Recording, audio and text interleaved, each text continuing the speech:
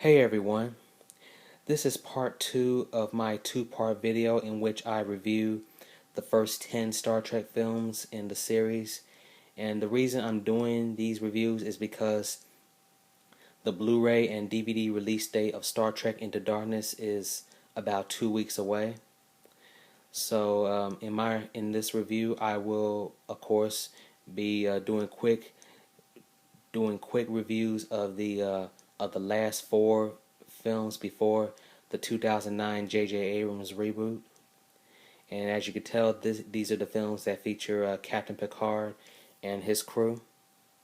So without further ado, I will get started.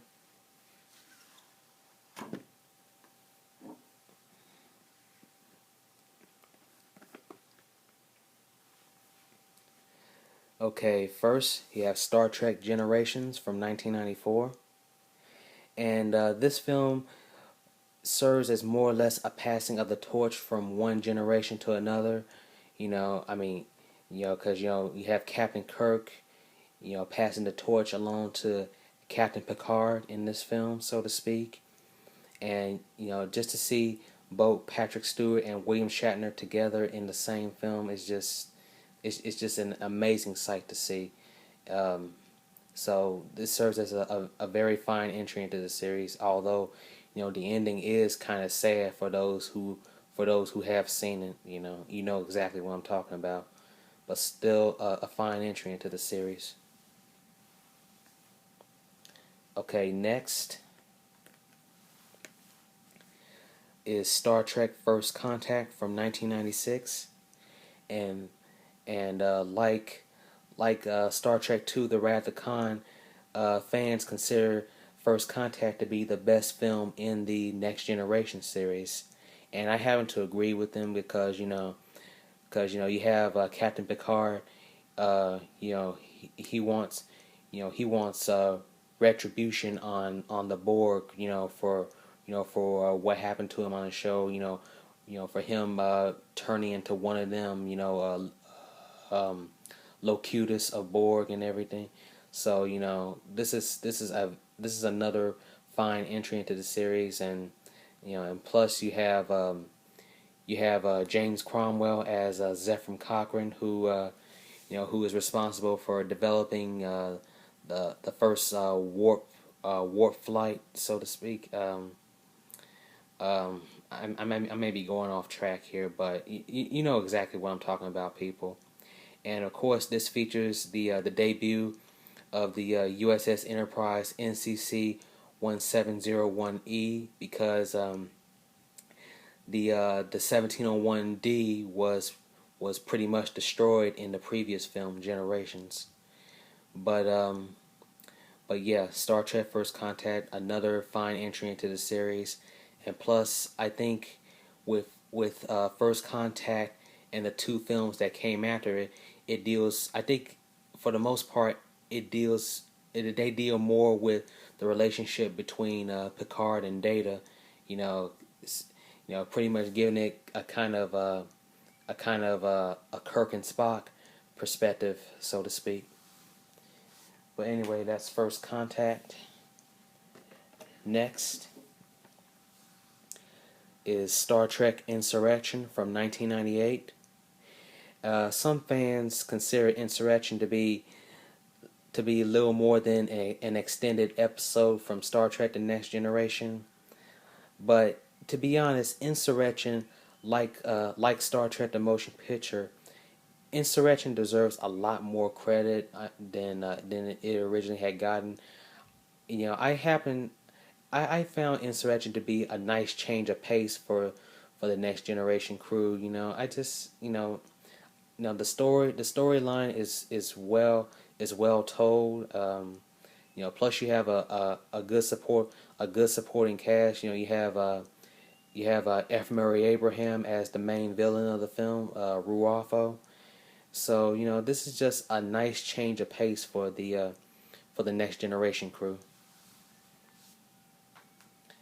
Okay, and last but not least is Star Trek Nemesis from 2002.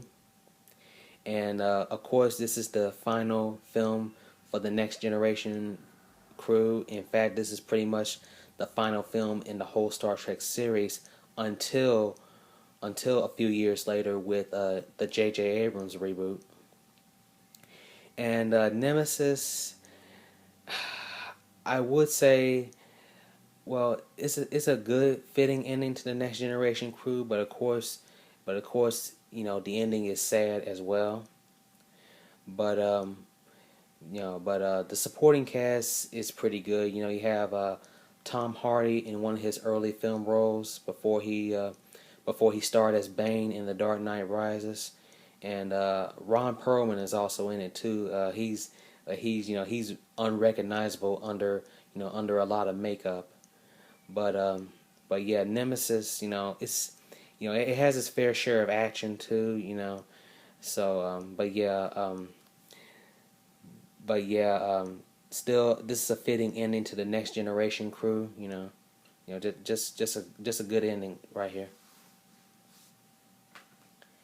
Okay. Now, of course, this is the bonus disc for the Next Generation collection, Star Trek Evolutions, and I think what this talks about is the see like the filmmakers talking about Star Trek from past and present, talking about the Star Trek the experience at Las Vegas Hilton and all that. I haven't found the time to watch Evolutions yet, but I will one day. And these are very nice shots of all the ships that carry the name Enterprise. You have NCC 1701 here, and the 1701 refit / 1701A here. You have 1701B. There is no, well, actually there is a 1701C, but it was only on an episode of Star Trek: The Next Generation. I can't remember what the name of that one is. But anyway, here's the Enterprise D, and here's the E here, and this is the NX-01 Enterprise from the Star Trek Enterprise TV show here.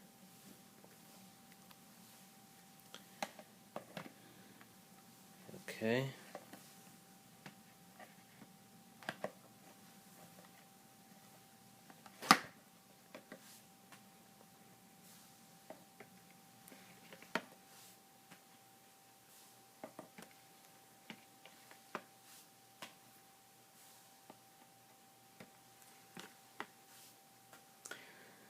Yeah, going back to Nemesis for a minute, it also taught, like I said, the ending is kind of sad in Nemesis because if any of you have seen Nemesis, you know that we lose a member of the crew here.